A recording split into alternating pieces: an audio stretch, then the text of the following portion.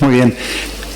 La intención de la presentación que voy a realizar ahora es la de exponer el caso particular de una especie que consideramos como una especie exótica, por supuesto invasora. Se trata de Calynetes sapidus, un cangrejo portúnido americano que lo conocemos, no lo sé muy bien aquí, nosotros lo conocemos como cangrejo azul o simplemente como jaiba o jaiba azul.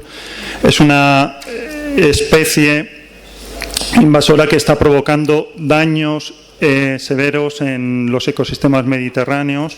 Hoy quiero traer el ejemplo precisamente de el efecto que está causando en un ecosistema muy singular como es la laguna litoral del Mar Menor en el sudeste español, en Murcia, y quiero también que sirva como un ejemplo bastante representativo de una larga lista de especies invasoras que presentan una capacidad muy grande de alterar los ecosistemas que están ocupando. Por desgracia para nosotros, lo hacen además en un doble plano. Por un lado, el plano puramente ecológico, también, por desgracia, en un plano puramente económico, ¿no? El caso de la jaiba azul es una especie que reúne perfectamente, por desgracia, estas dos cualidades, porque efectivamente está demostrando poseer una capacidad tremenda de alterar los ecosistemas, de modificarlos a través, sobre todo, de la alteración de las estructuras tróficas, de lo que llamamos comúnmente las redes tróficas que sostienen a los ecosistemas, y además porque es capaz de provocar digamos, daños, de generar pérdidas económicas en el sector productivo, no solo en el sector pesquero, que por supuesto, sino también, además, y eso me parece que por desgracia la hace una especie interesante para traerla hoy aquí al foro, sino que además también en el sector acuícola, ¿no? Tenemos un buen ejemplo en el delta del Ebro, el primer punto de recalada de esta especie en nuestro Mediterráneo español, donde no solo ha alterado profundamente el ecosistema, causando daños ecológicos notables, sino que también además ha causado pérdidas notables en lo que son las pesquerías, pero también en el sector acuícola, donde ha influido notablemente en lo que es la producción de las tres especies que hasta ahora allí se estaban cultivando, como son la ostra, el mejillón y la almeja. La almeja actualmente se ha abandonado su cultivo porque es literalmente imposible sacar adelante la producción con la presencia del cangrejo en aquel hábitat. El mejillón igualmente, aunque aguanta, digamos, el empuje de esta especie, el mejillón se ve también muy afectado por su presencia, en cuanto que los productores tienen que proteger los cordones de las cuerdas de mejillón, lo que supone un incremento en el gasto de producción, pero también una bajada en el rendimiento del mejillón debido a que está excesivamente protegido, ¿no?, de la acción del cangrejo. La ostra igualmente se ve afectada, ya que el cangrejo es capaz de incluirla en su dieta, por lo menos hasta que los ejemplares alcanzan la talla de los 6 centímetros, ¿no? Bien. Voy a reservar también la parte final de la presentación para hablar de todo lo que es la envoltura legal que afecta a la gestión de estas especies que están catalogadas como invasoras.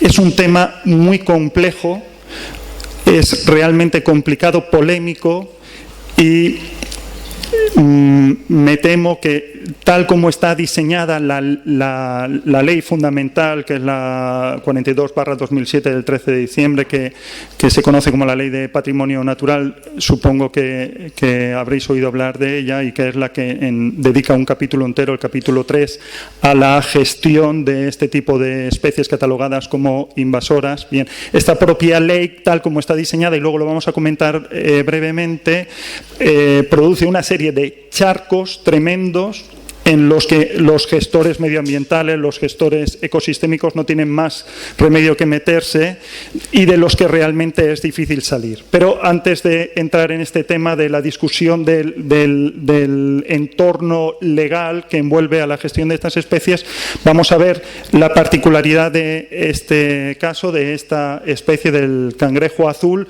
en concreto en uno de los hábitats, digamos, que ha colonizado la laguna litoral del Mar Menor, que es el caso que conozco más en profundidad, porque desde que en el 2015 la especie entra en la laguna, desde el Instituto Español de Oceanografía, en conjunción con la propia cofradía de pescadores interesada en que se haga el estudio, que salga adelante, porque está realmente preocupada por la presencia del cangrejo en la laguna y por los perjuicios que este provoca, decía que desde que entró el cangrejo en la laguna hemos estado realizando un análisis de riesgo para evaluar la potencialidad destructiva, la capacidad destructiva de esta especie en nuestro hábitat.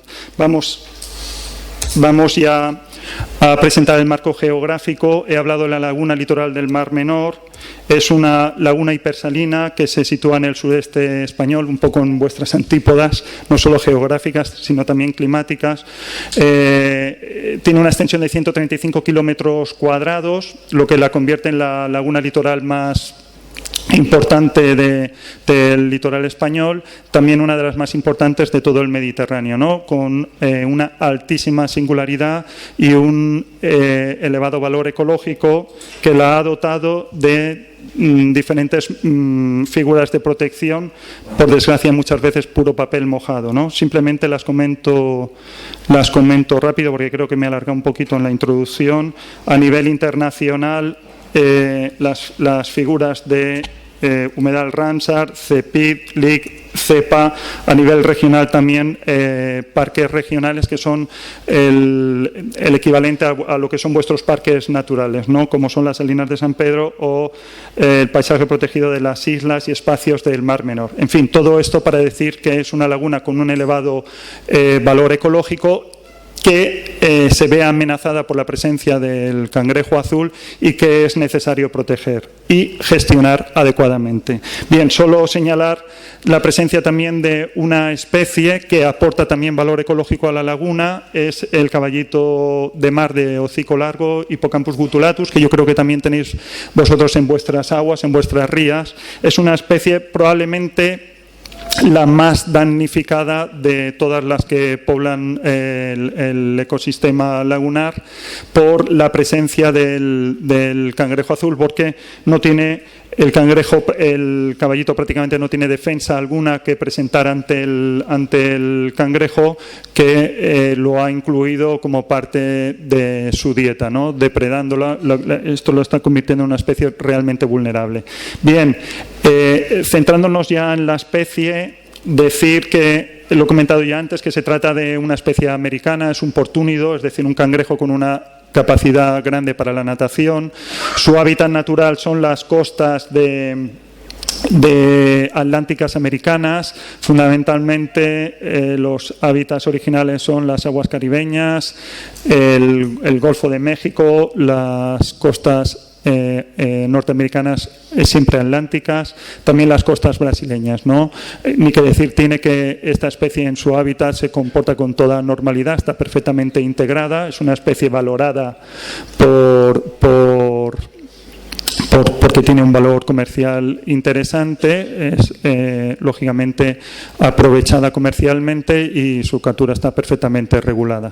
Bien, de cómo acaba esta especie en el Mediterráneo, decir que Las primeras citas del cangrejo azul en el Mediterráneo son ya antiguas, datan de los años 50 del pasado siglo. Se producen fundamentalmente, creo que las primeras sobre el 52, 54 se producen en la laguna de Venecia. A partir de ahí y a través del Adriático entra a colonizar todo el Mediterráneo central y el Mediterráneo oriental. Afortunadamente, a toda la parte occidental le da algo de tregua, de manera que durante décadas en las costas españolas no se tiene noticias de él, hasta que en el 2012 aparecen los primeros ejemplares en el delta del Ebro. Una vez se asienta allí, rápidamente está claro que llega para quedarse. Y empieza a provocar ya los primeros daños ecosistémicos y también los primeros daños en las pesquerías, ¿no? Es una especie que se adapta rápidamente, que coloniza rápidamente, que daña rápidamente. Bien, a partir de ahí y utilizando las corrientes en este lado del Mediterráneo, que son siempre norte-sur, empieza a colonizar el resto del levante español, ¿no? Primero va apareciendo cronológicamente en hábitats como la Albufera de Valencia, que también es una laguna litoral, está de agua dulce, aparece en la desembocadura del Júcar, en Cullera, Gandía, desembocadura del Segura, en Guardamar, y por fin en el 2015 entra en nuestra laguna litoral, ¿no? En el Mar Menor. Repite patrón de todos aquellos hábitats que anteriormente ha colonizado, es decir, llega para quedarse.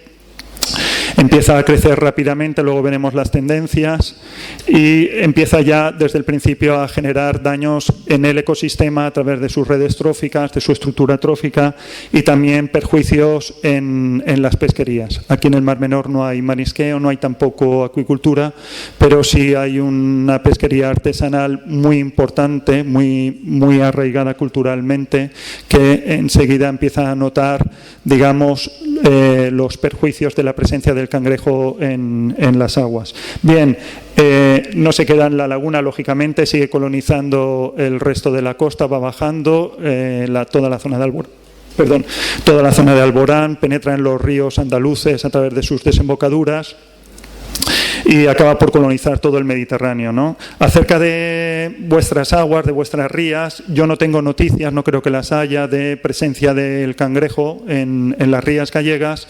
No es una cuestión de si llegará o no llegará, por desgracia. Esto no es lo que, bajo al menos mi experiencia, lo que se pone en duda, sino la única cuestión a resolver es cuándo llegará, ¿no? Y tenemos que saber que cuando llegue lo hará para quedarse, repitiendo los patrones anteriores de colonización, que generará problemas ecosistémicos y generará problemas graves en el sector de la acuicultura. Bien. No ha dicho nada de cómo llega la especie al Mediterráneo. Hay fundamentalmente dos vías de entrada de especies foráneas en aguas mediterráneas. La principal, me imagino que la imagináis todos, es el canal de Suez, lo que se llama migración lesepsiana, ¿no? Que afecta a especies indopacíficas que penetran en el Mediterráneo a través del canal, ¿no? Lo de lesepsiana viene en honor a Ferdinand Lesseps, el ingeniero francés que diseñó y ejecutó la obra del canal. La segunda, digamos, vía de entrada de polizones en el Mediterráneo es a través del agua de los tanques de lastre. ¿De acuerdo? Este es el vector de transporte, la vía de entrada que utilizó el cangrejo para introducirse en el Mediterráneo. Rápidamente explico cómo funciona. Los grandes barcos de transporte marítimo, especialmente petroleros, gaseros, también los barcos que transportan grano,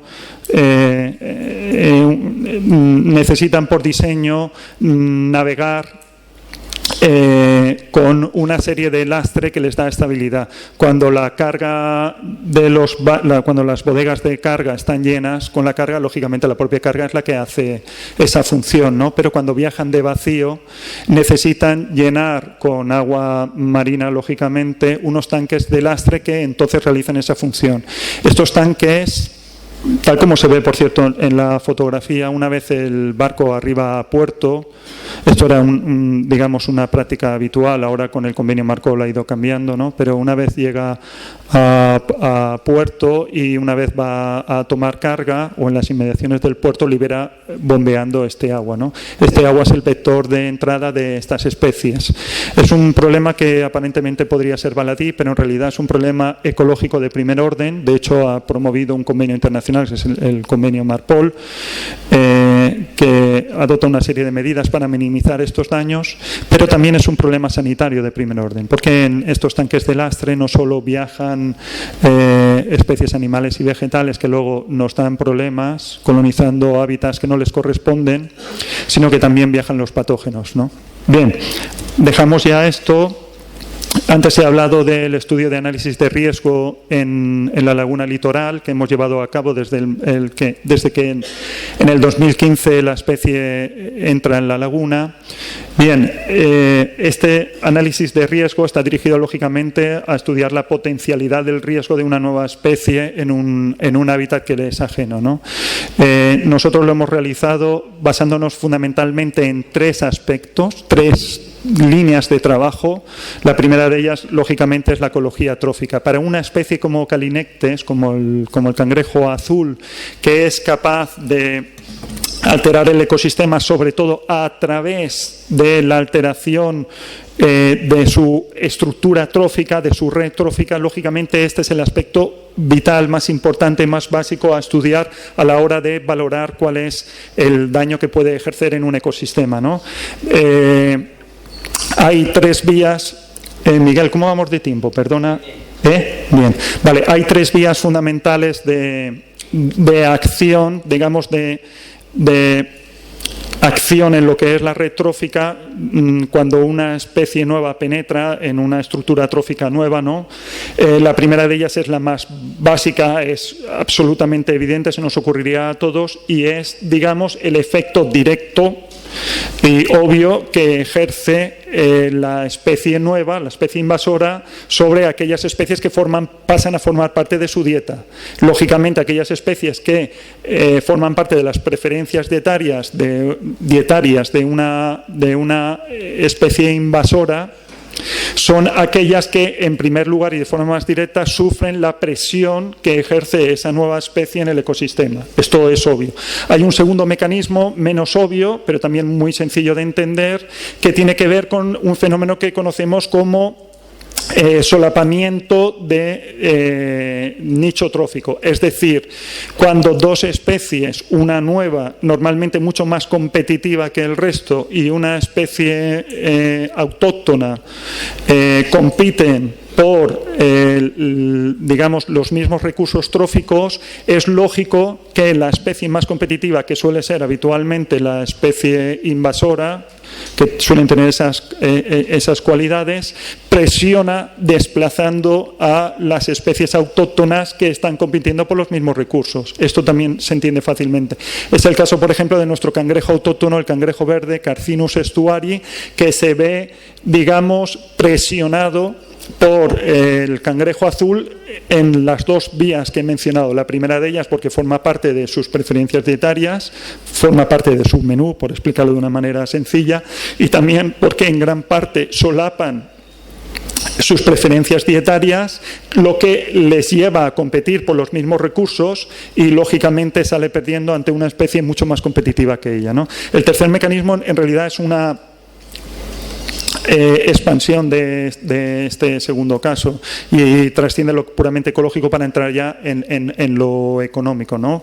Cuando una determinada especie invasora penetra en un nuevo ecosistema, aquellas especies que forman parte de su menú, que además tienen un alto interés comercial, lógicamente afectan al rendimiento de las pesquerías. Esto también es muy básico, ¿no? O de la acuicultura en el caso de que deprede sobre especies que se están cultivando, ¿no? Como es el caso de los bivalvos. Estos tres mecanismos se dan de forma intensa en la laguna litoral del Mar Menor, ¿no?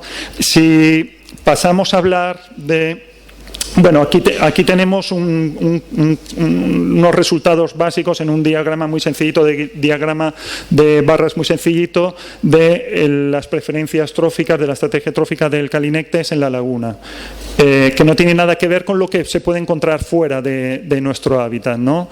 Las estrategias tróficas cambian mucho con los ecosistemas. En nuestro caso, el Calinectes en nuestro hábitat, en el ecosistema marino de la laguna litoral, tiene preferencia por el jamón del bueno, ¿no? Ahora lo veremos.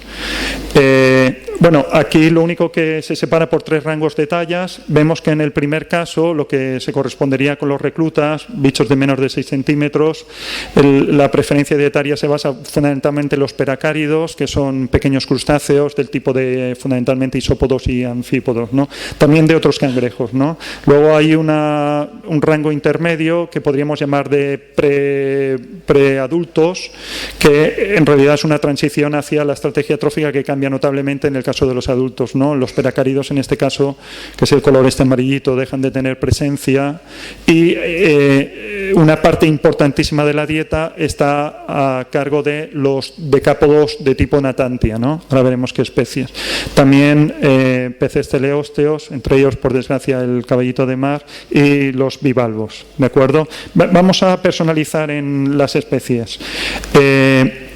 Hemos visto que los adultos basan su dieta preferentemente en los natantias, 2 especies casi exclusivamente, como son el langostino del Mar Menor, con un alto valor comercial, ¿de acuerdo? Lo que preocupa notablemente a los pescadores artesanales de la zona, y la quisquilla del género Palaemon, que también tiene un alto valor comercial, ¿vale? Antes hemos hablado del cangrejo verde, es el que está aquí en la esquinita esta de aquí abajo, que recibe bofetadas por todos lados, ¿no? Por parte del cangrejo azul, tanto por depredación directa como por competencia directa por los recursos. Está en el caso de los bivalvos. Antes he dicho que en el Mar Menor no hay marisqueo, es ilegal, de hecho no se da, salvo en algunas excepciones, pero es verdad que, aunque no tiene interés comercial, sí forman parte importante de la dieta de especies que sí tienen un gran interés comercial en el caso de la laguna, ¿no? Como son, por ejemplo, la dorada. Y luego hemos mencionado ya el caballito, una especie muy vulnerable ante la presencia del cangrejo azul, ¿no? Que está viéndose realmente perjudicada por el empuje de esta especie. Vale, si nos metemos en el segundo, hemos hablado de ecología trófica, el segundo aspecto importante a tener en cuenta es la ecología reproductiva, lógicamente, que tiene mucho que ver con la capacidad que tiene una especie de hacerse dominante en un ecosistema, ¿no? De hacerse masiva, porque si una especie es realmente voraz, es agresiva, es capaz de colonizar ambientes muy distintos, ¿no? Y de competir fuertemente, pero no es capaz de hacerse masiva en el ecosistema. 5 minutos, vale, pues entonces voy a pasar rápido por eso. No necesariamente no puede ser peligrosa para el ecosistema, ¿no? Por desgracia, en el caso del Calinectes sapidus, reúne las características de un gran depredador, ¿no? De un gran desestructurador del ecosistema, pero al mismo tiempo la capacidad de volverse masivo. Bueno, algunos datos sobre ecología reproductiva que voy a pasar por alto porque sí quiero dedicarle unos pocos minutos al tema de la legislación. Vale, simplemente una buena forma directa de comprobar cómo evoluciona una población invasora en un nuevo ecosistema es, si tiene interés comercial, lógicamente, como es este caso, es ver cómo evolucionan los desembarcos de la especie, ¿no? Aquí hay una gráfica muy sencillita que podéis ver en la que se ve una tendencia prácticamente exponencial. Este patrón se ha repetido en los hábitats que anteriormente ha colonizado. Vale, ahora sí, ahora vamos a dedicar un poquito de tiempo a la legislación porque me parece muy interesante. Bueno, concluyendo, evidentemente el cangrejo azul en nuestros ecosistemas se comporta como una especie claramente invasora, ¿no? Con una capacidad potencial enorme de alterar el ecosistema a través de sus redes tróficas, de toda su estructura trófica, ¿no? Y además una capacidad de ser masivo, de ser dominante en el ecosistema, lo cual es altamente preocupante. Vale, esto nos transporta a la problemática de lo que son las especies invasoras y su gestión, ¿no? Y el charco este que os he comentado al principio de la exposición, en el que nos metemos cuando hemos legislado acerca de este tipo de especies. Bien,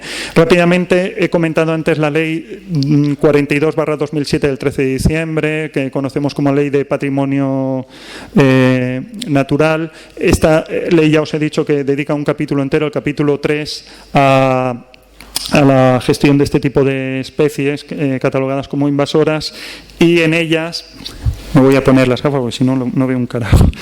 En ellas, en el artículo 64, se habla precisamente de la creación de un catálogo, esto es importante, de un catálogo español de especies exóticas invasoras, ¿de acuerdo? Y se explica perfectamente cómo estas especies, con la suficiente información científica, esto es necesario siempre, con qué características han de ser introducidas en el catálogo, ¿no? Bien, paso rápidamente, salgo de la ley 42/2007 para entrar en el Real Decreto 630 del 2013, creo, efectivamente, en el que de apoyo a esta ley 42/2007, en el que en su artículo 2 define exactamente lo que es una especie exótica y lo que es una especie exótica invasora. Ojo, porque aquí hay un matiz vital para entender todo este follón legislativo, ¿no? La especie exótica, no voy a perder tiempo en ella porque no es más que una especie alóctona que se introduce por primera vez en un hábitat nuevo que le era ajeno a través de la intervención humana, ¿no? Bien casual, bien intencionada. Vale, el matiz viene con la especie exótica invasora. La especie exótica invasora es una especie foránea, lógicamente, pero que presenta esa capacidad que he estado describiendo todo el rato para el cangrejo azul. Es decir, una especie que demuestra tener, la voy a leer, digamos que demuestra ser un agente de cambio y una amenaza para la diversidad biológica nativa, ¿de acuerdo? Es decir, que tiene una gran capacidad de modificar el ecosistema alterando, digamos, las redes tróficas y desplazando a especies que son autóctonas, ¿vale? La ley también, en su definición, habla de contaminación genética, no es el caso del cangrejo, lo quería comentar porque en acuicultura la contaminación genética es importante, pero no quiero perder tiempo con esto, ¿no? Solo citar el caso del salmón atlántico, me parece interesante, ya está. Volviendo a la ley 42/2007, en su artículo 64, en el punto 5, y esta es la clave, dice lo que implica declarar una especie como invasora. Dice claramente que esto conllevará, y leo, la prohibición genérica de posesión, transporte, tráfico y comercio de ejemplares vivos, incluso para el comercio exterior, incluso aunque se tratara de explotar comercialmente para vender a aquellos países en los que la especie, digamos, se comporta como autóctona, ¿no? Esto tiene unas implicaciones legales tremendas, porque si tú declaras una especie invasora, ojo, el cangrejo azul es una especie en toda claridad, es una especie invasora con capacidad de generar daño en los ecosistemas y daño en las economías. Si tú declaras una especie invasora, automáticamente la ley te dice, sin lugar a la interpretación, que no puede ser comercializada.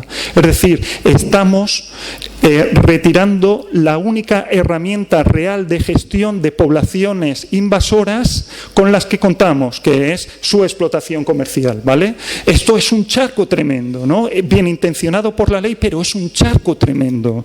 ¿Cuál es la situación actual y para ya terminar, la situación actual del cangrejo azul es que en la actualidad se ha creado un comité científico dependiente de medio natural, según dice que ha de ser la ley, que está intentando decidir si el cangrejo azul es una especie invasora o no. Mira, lejos de polémicas, yo tengo que decir que esto es una chorrada. Es decir, es una estupidez crear un comité científico para que declare que una especie es invasora o no. Es una tontería, porque mi sobrina de 5 años podría decir claramente que esta especie es invasora. ¿Cuál es el problema? ¿Cuál es el papelón que tiene encima el comité científico? El papelón no es decir si es invasora, es decir si la incluye en el catálogo de especies invasoras, porque esto tiene unas implicaciones de gestión muy, muy evidentes, ¿no? Lo dejo aquí, el tema está abierto, yo no sabría cerrarlo porque la complejidad es enorme, ¿no? Simplemente apuntar que es una especie que está haciendo daño, que hay que gestionarlo como sea, pero que hay que gestionarlo, ¿no? Agradecer la atención que habéis prestado y nada más. Muchas gracias.